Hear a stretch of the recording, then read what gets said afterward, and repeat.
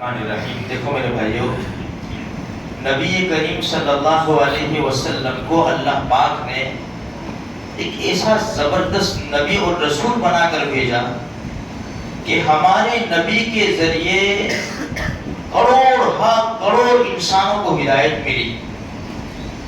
ہمارے نبی نے صحابہ کی جماعت کو بڑے عجیب انداز سے سمجھایا. جیسا جیسا موقع ہوتا اس انداز سے ہمارے نبی سمجھاتے.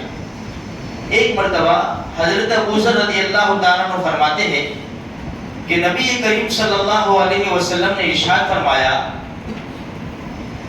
کہ غیب کی جو چیزیں میں دیکھتا ہوں انہیں تم نہیں دیکھ سکتے، جو آوازیں میں سنتا ہوں تم نہیں سن سکتے.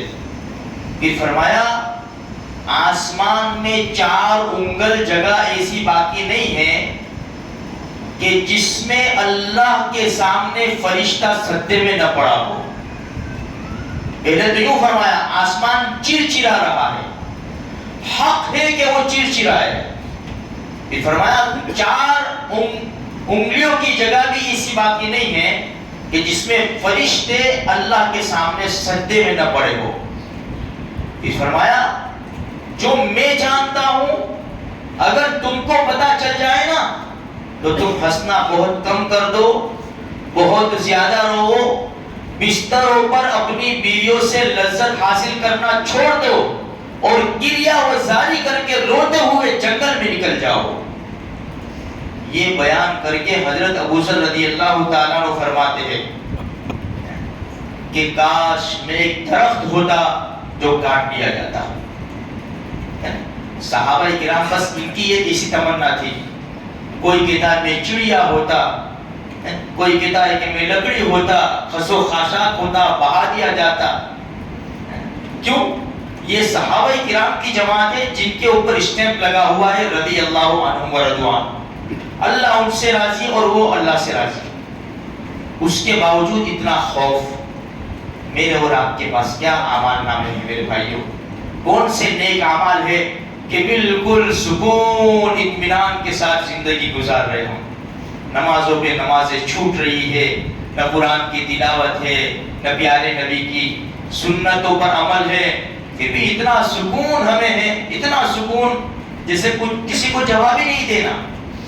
اس لیے میرے بھائیوں ایک گھڑی آنے والی ہے جس کو قرآن بھی کہتا ہے کہ ایک دن ہم نے رکھا ہے جس میں آنکھیں چونکیا جائے گی، ہم پوری زندگی کا حساب لیں گے. اس لیے ہمیں قرآن و حدیث سے سمجھایا جا رہا ہے کہ دیکھو وہ گھڑی کے آنے سے پہلے تیاری کر لو، کل پشیمانی اور شرمندگی نہ ہو اور رب کے سامنے ہم کچھ بتا سکے کہ اللہ تیری نعمتیں تو بہت کھائی لیکن اعمال بھی تھوڑا سا لے کر آیا. یہ کب ہوگا میرے بھائیوں؟ جب ہم نیت کریں گے، کوشش کریں گے، عمل میں لگیں گے، نمازوں کی پابندی کریں گے، قرآن کریم کی تلاوت کریں گے، اپنے آپ کو حرام سے بچاؤ، اپنے آپ کو ناجائز سے بچاؤ، جس کا جو حق ہے دے دو، گالی گلوچ کرنا چھوڑ دو، اپنی زبان کو پاک کرو، اپنی نگاہوں کو پاک کرو.